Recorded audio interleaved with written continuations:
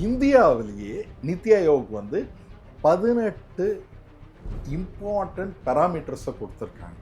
இதில் 8 parameter health, food, no hunger, இது எல்லாத்திலுமே தமிழ்நாடு முதலிடத்தில் இருக்கு.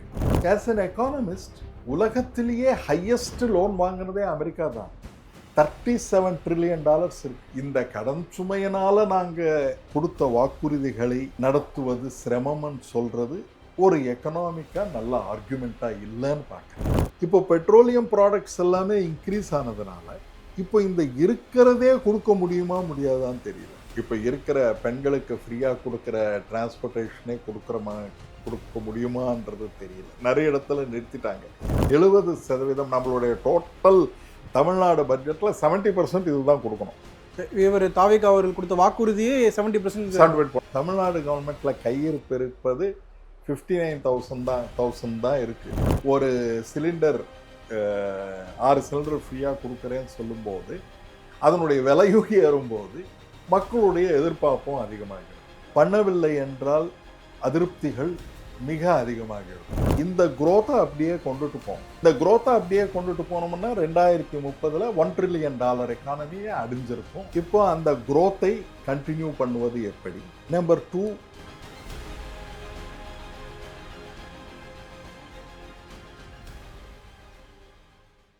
ஆச்சி மசாலா. எந்த சமையலும் ருசி தேடும் ரகசியம். $20 சான்ஸே இல்ல. பனீர்னா இது மட்டும்தான். பன்னீர்னா only Milky Mist. தி டிபேட் நேயர்களுக்கு வணக்கம். இன்று நம்முடன் இணைந்திருப்பவர் பொருளாதார பேராசிரியர் திரு பிரபாகரன் அவர்கள். சார் வணக்கம். சார் வணக்கங்க. தமிழ்நாட்டில் சட்டமன்ற தேர்தல் முடிந்து புது கவர்மெண்ட் ஆட்சிக்கு வந்துட்டாங்க. தாவேகா ஆட்சிக்கு வந்திருக்காங்க. இப்போ அவங்க வந்தோன்னா தமிழ்நாட்டில் 10 லட்சம் கோடி கடன் இருக்குன்னு சொல்லியிருக்காங்க. இல்லை அது 10 லட்சம் கோடின்றது அதிகமாக பார்க்கப்படுதா சார்? இந்த 10 லட்சம் கோடின்றது ஓவர் பீரியட் ஆஃப் டைம் வந்ததுங்க. இப்போ 10 லட்சம் கோடி அதிகமாக குறைவான்றது கவர்மெண்ட் ஆஃப் இந்தியா உடைய பரிந்துரைகளை பார்க்கணும்.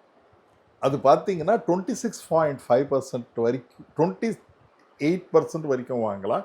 நம்ம 26.5% வரைக்கும் தான் வாங்கியிருந்தது போன கவர்மெண்ட்டில். ஒரு முக்கியமாக நீங்கள் கவனிக்க வேண்டிய இது என்னென்னா, தமிழ்நாடு மட்டுமே கிடையாது, தெலங்கானா 27.5% வாங்கியிருக்கு. கர்நாடகா இது RBI figures, reserve bank of India figures. Reserve bank தான் அதை முடிவு பண்ணுறது இல்லை. நிறைய இதை முடிவு பண்ணுறது ஃபினான்ஸ் கமிஷனை முடிவு பண்ணுது. ஒரு மாநிலமும் 28.5% வரைக்கும் அவங்க கடன் வாங்கலாம். Deficit 3.2%, 3 to 3.5%. 3% ஆஃப் தி டெபிசிட்ன்றது 3%க்குள்ள அடக்கணும். 3.5 வரைக்கும் போகலாம். தமிழ்நாடு 3.2 வரைக்கும் தான் வாங்கியிருக்கு. இப்போ ஓரளவுக்கு நம்ம பொலிட்டிக்கல் எக்கானமி பார்க்கும்போது இப்போ காங்கிரஸ் பார்ட்டி சொல்லும்போது அந்த காங்கிரஸ் பார்ட்டியோடைய இது என்னன்னா, இங்க 26 அதிகமாக கடன் சுமை இருக்குன்னு சொல்றாங்க. தெலங்கானாவில் 27.5% இருக்கு. கர்நாடகாவில் 26%. அவங்க கவர்மெண்ட் 25% சொல்கிறாங்க. கர்நாடகாவில் 26% இருக்கு. அப்போ காங்கிரஸ் கவர்மெண்ட்ஸ்லேயே இந்த மாதிரி இருக்கும்போது தமிழ்நாடு கவர்மெண்ட்டை குறை சொல்வதுன்றது ஒரு சரியான இதுவாக எனக்கு தெரியல. இந்தியாவிலேயே 18 சஸ்டெயினபிள் நித்தி ஆயோக் 18 இம்பார்ட்டன்ட் பேராமீட்டர்ஸை கொடுத்துருக்காங்க. இதில் 8 parameter health, food, no hunger, இது எல்லாத்திலுமே தமிழ்நாடு முதலிடத்தில் இருக்கு. ஹெல்த்தில் தமிழ்நாடு முதலிடத்தில் இருக்கு. ஒரு சின்ன எக்ஸாம்பிள் சொல்கிறேன், நீங்கள் பெர்மிட் பண்ணீங்கன்னா. கண்டிப்பாக சார். ஜான்வரி மாதத்தில் 2400 பேர் டாக்டர்ஸை 45 நாளில் செலக்ட் பண்ணி அவங்கள எல்லாரையுமே வேரியஸ் பிஹெச்சிஸ்க்கு அமைச்சிருக்காங்க, பிரைமரி ஹெல்த் சென்டர்ஸ். இவர்களுக்கு நீங்களே ஏதாவது ஒரு பிஹெச்சி ஒன்று எடுத்து அங்கே போய் இந்த ஃபெசிலிட்டியை பார்க்கலாம். அங்கே பிஹெச்சியில் இருக்கிற டாக்டர் ஒரு 7 சீட்டர் கார் கொடுத்துருக்காங்க.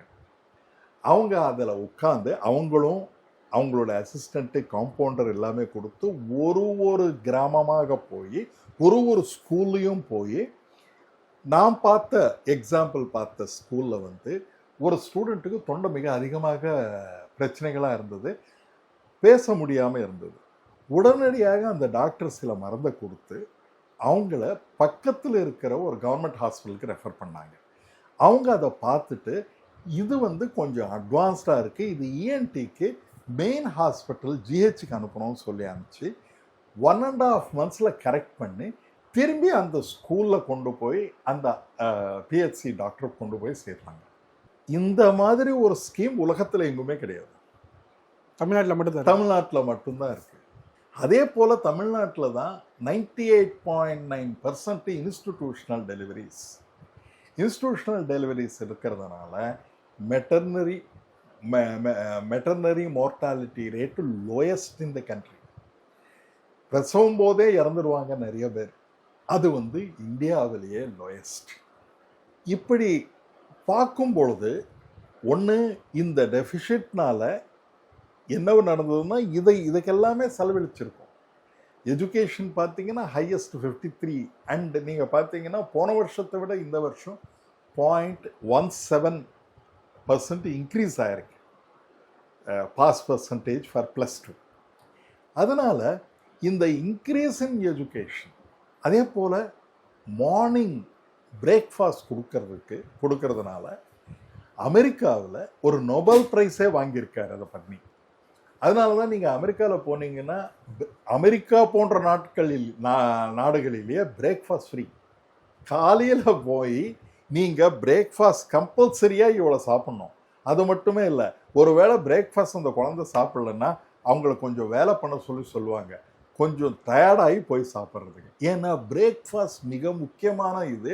அதனால் மட்டுமே 14% ஜிடிபி இன்க்ரீஸ் ஆகும். வெறும் நீங்கள் பிரேக்ஃபாஸ்ட் சில்ட்ரனுக்கு கொடுத்தீங்கன்னா அவங்களுடைய அனீமியா இல்லாமல் அவங்களுடைய லேர்னிங் கெப்பாசிட்டி இன்க்ரீஸ் ஆகி போகும்னு சொல்லி ஒரு மிக அழகான ஸ்கீம் ஒன்று நடந்துகிட்டு இருக்கு.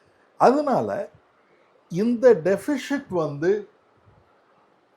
எப்படி பார்க்கணும்னு, டெஃபிஷிட் வந்து இந்த கடன் இது வந்து நீங்கள் ஓவரால் பீரியட் ஆஃப் டைம் இருக்கிற 10 லட்சம் கோடின்றது வந்து ஓவர் பீரியட் ஆஃப் டைம் வந்தது.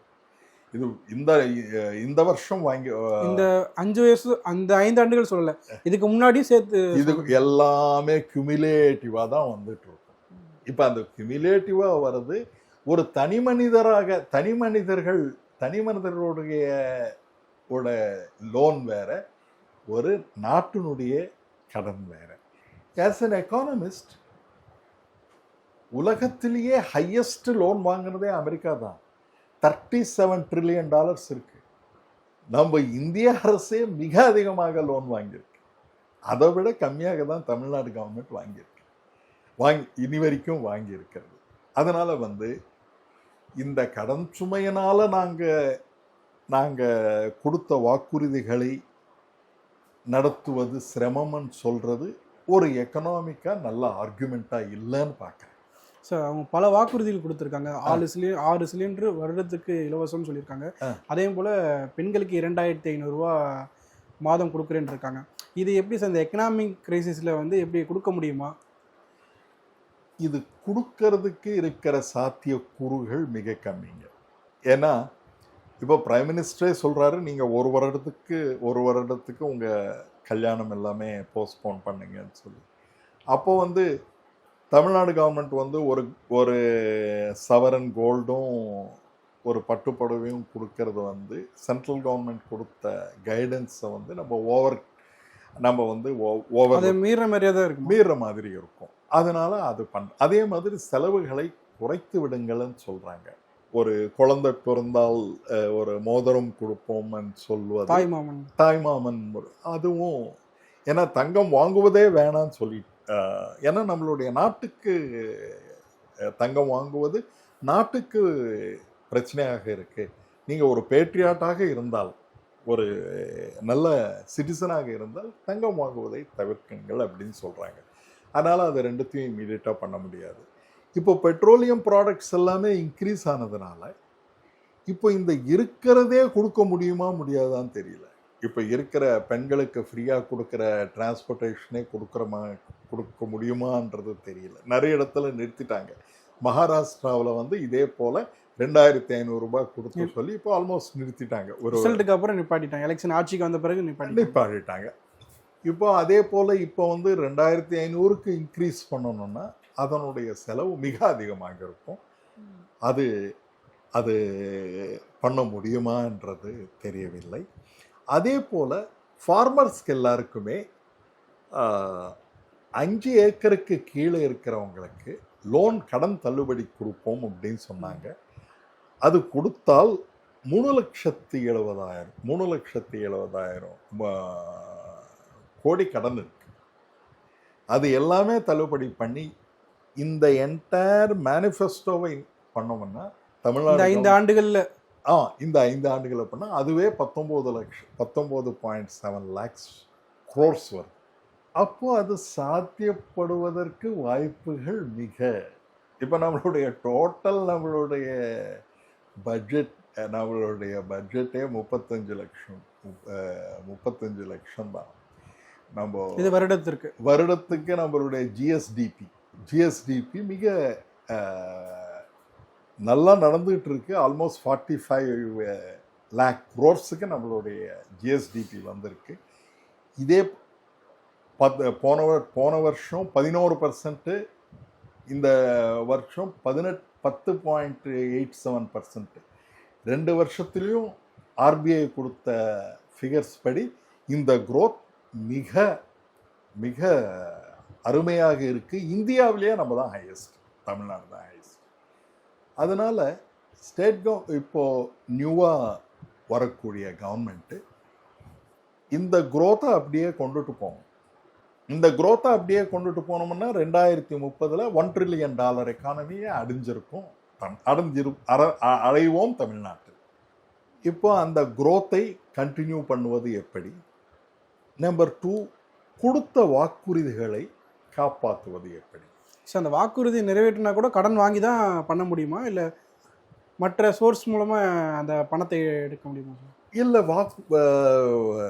வாக்குறுதியை நிறைவேற்றுறதுக்கு கடன் வாங்கி தான் பண்ணணும். நம்மளுடைய தமிழ்நாடு கவர்மெண்ட்டுடைய ஓன் ரிசோர்ஸஸ் 76% இருக்குது. அதனால தான் சென்ட்ரல் கவர்மெண்ட்லேருந்து நமக்கு பணம் வராவிட்டாலும் தமிழ்நாட்டில் நிறைய ஸ்கீம்ஸ் நம்ம நடத்துறதுக்கு காரணம் நம்மளுடைய ஓன் ரிசோர்ஸஸ். மிச்சம் இருக்கிற ரிசோர்ஸஸ் எல்லாமே 76% ஓன் ரிசோர்ஸஸ் இருக்குது. அதனால் இந்த ஓன் ரிசோர்ஸஸை இன்னும் பெருக்குவதற்கு வாய்ப்புகள் எங்கே இருக்குன்னு தெரியல. ஒன்று, எக்ஸ்டர்னலாக வந்து நிறைய இன்வெஸ்ட்மெண்ட் பண்ணணும் நம்ம நாட்டில். இப்போ இருக்கிற போர் சூழ்நிலையில் நிறைய இன்வெஸ்ட்மெண்ட் வெளியிலேருந்து வந்து எம்ப்ளாய்மெண்ட் கொடுக்கறதுக்கு வாய்ப்புகள் கம்மி. அதே போல் நம்ம வந்து ஐடி செக்டாரில் மிக அதிகமாக இருக்கும். அதனால் ஐடி செக்டார் நமக்கு வர பிரச்சனைகளை, ஏஐனால் வரக்கூடிய தாக்கத்தினால நிறைய பேர் அன்எம்ப்ளாய்டு ஆகிறதுக்கு வாய்ப்புகள் அதிகமாக இருக்குது. அதே போல் அன்எம்ப்ளாய்டு கிராஜுவேட்ஸ்க்கு 4000 ரூபாய் கொடுக்குறேன்னு சொல்லியிருக்காரு. அன்எம்ப்ளாய்டு டிப்ளமோ ஹோல்டர்ஸுக்கு 2500 ரூபாய் கொடுக்குறேன்னு சொல்லியிருக்காரு. அது நிறைய எதிர்பார்த்துட்டு இருக்காங்க மக்கள். ஏன்னா நிறைய பேர் அன்எம்ப்ளாய்டாக இருக்கிறாங்க. அதுக்கு 4000 ரூபாய் கொடுக்குறோம் அப்படின்னு சொல்லியிருக்காரு. அதுவும் சிலிண்டர் விலை இப்போ பார்த்தீங்கன்னா சிலிண்டர் விலை ஏறிவிட்டது. 6 சிலிண்டர் நம்ம கொடுக்கும்போது தமிழ்நாட்டில் நீங்கள் கால்குலேட் பண்ணிங்கன்னா 18,000 கோடி செலவாகும். இது வருடத்திற்கு வெறும் சிலிண்டர் மட்டும் 6 சிலிண்டர் கொடுப்பதற்கு 18,000 கோடி செலவாகும்.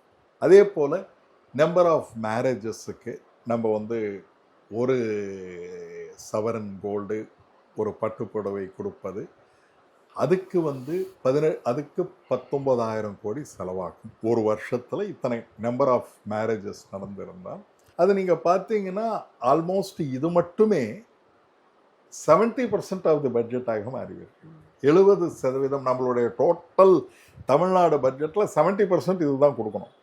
இவர் தாவேகா அவர்கள் கொடுத்த வாக்குறுதியே 70% ஆனால் நமக்கு வந்து கையிருப்பு வந்து முதல்ல வந்து 50% சேலரி, ஏன்னா கவர்மெண்ட் வந்து சேலரிஸ் பே பண்ணணும், ப்ளஸ் அரசு ஊழியர்களுக்கான ஊதிய ஓய்வூதியமும் பே பண்ணி ஆகணும்.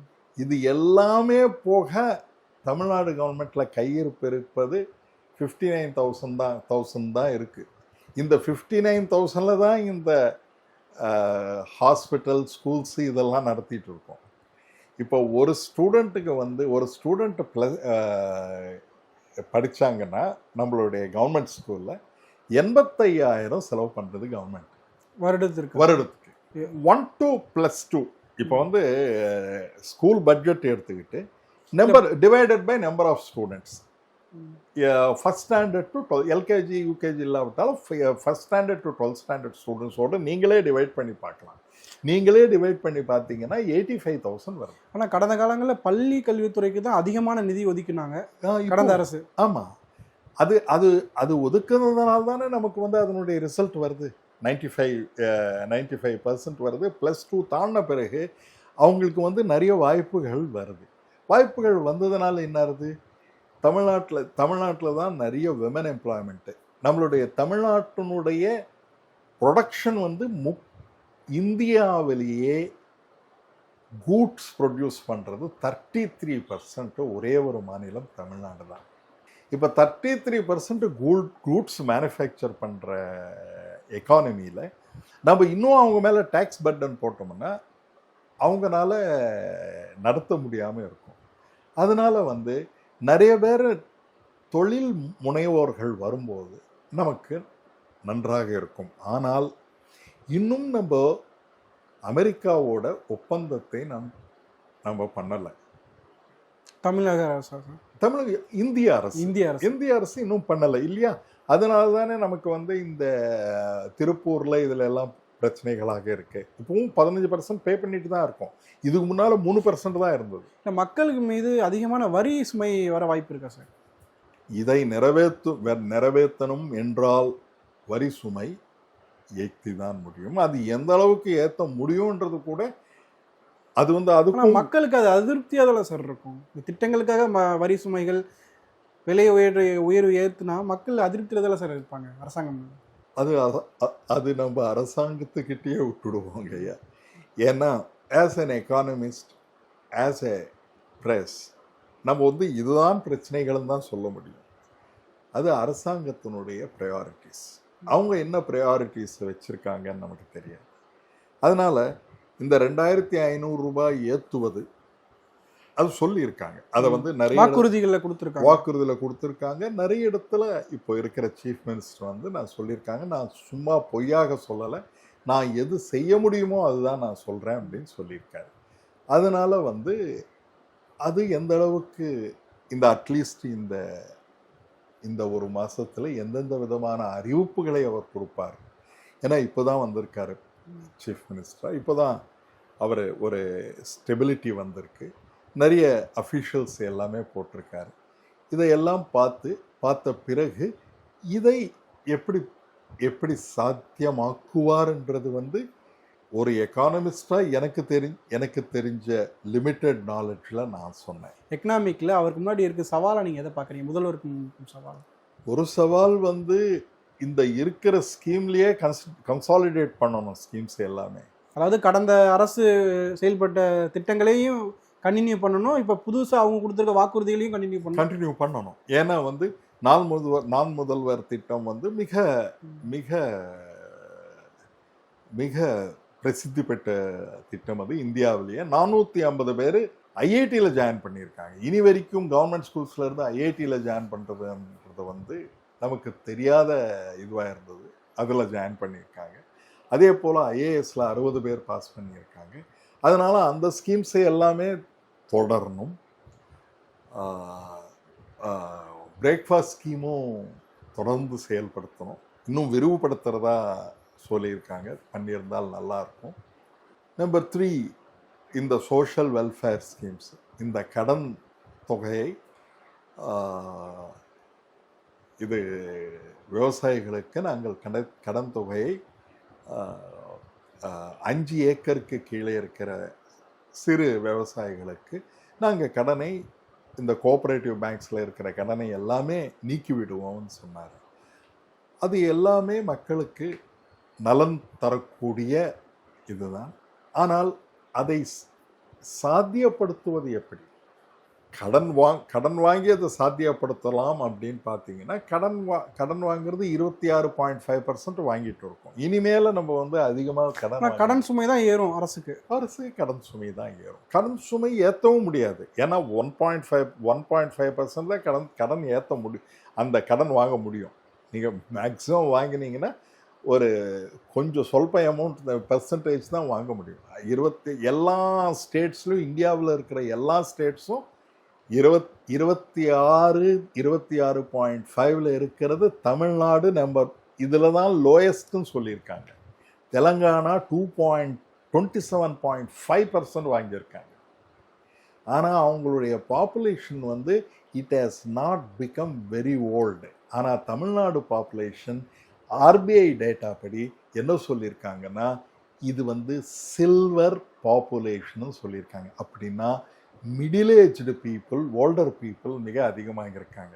அதனால வந்து தமிழ்நாடு கவர்மெண்ட் வந்து இந்த மிடில் ஏஜில் இருக்கிறவங்க, இந்த ஓல்டர் பீப்புளுக்கு நிறைய ஸ்கீம்ஸை கொண்டு வரணும்.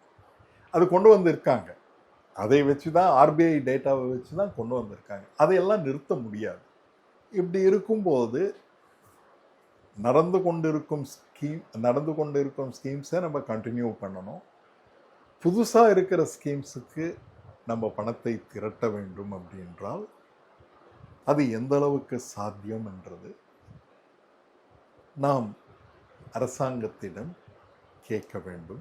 டெஃபினட்டாக இது பண்ணவில்லை என்றால் அதிருப்திகள் மிக அதிகமாக இருக்கும். ஏனென்றால் ஒரு சிலிண்டர் 6 சிலிண்டர் ஃப்ரீயாக கொடுக்குறேன்னு சொல்லும்போது அதனுடைய விலையும் ஏறும்போது மக்களுடைய எதிர்பார்ப்பும் அதிகமாக இருக்கும்.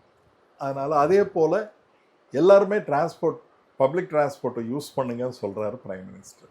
பப்ளிக் டிரான்ஸ்போர்ட் யூஸ் பண்ணுங்கன்னு சொல்லும்போது வெளியூர் போகிற உமனுக்கு கூட ஃப்ரீயாக கொடுப்போம் அப்படின்னு சொன்னோம்னா அது வந்து அந்த டிரான்ஸ்போர்ட் லாஸஸ் மிக அதிகமாகிடும். டிரான்ஸ்போர்ட் லாஸஸ் இப்போ வந்து லோக்கலாக போகும்போது கொடுக்கறது, வேலைக்கு போகணும் இப்படின்னு சொல்லிட்டு போகிறதுனால, அது கொடுக்கறதுனால மிக அதிகமான விமன் வந்து பயனடைந்தார்கள்.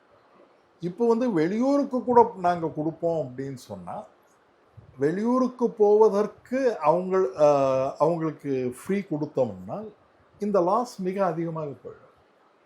பெட்ரோலியம் ப்ரைஸஸும் இன்க்ரீஸ் ஆகிடுச்சுன்னா அந்த பஸ்ஸஸ் வந்து எத்தனை பஸ்களை நாம் நிறைய இன்ட்ரடியூஸ் பண்ண முடியும்? இதெல்லாமே பிரச்சனைகளாக தான் இருக்கும்.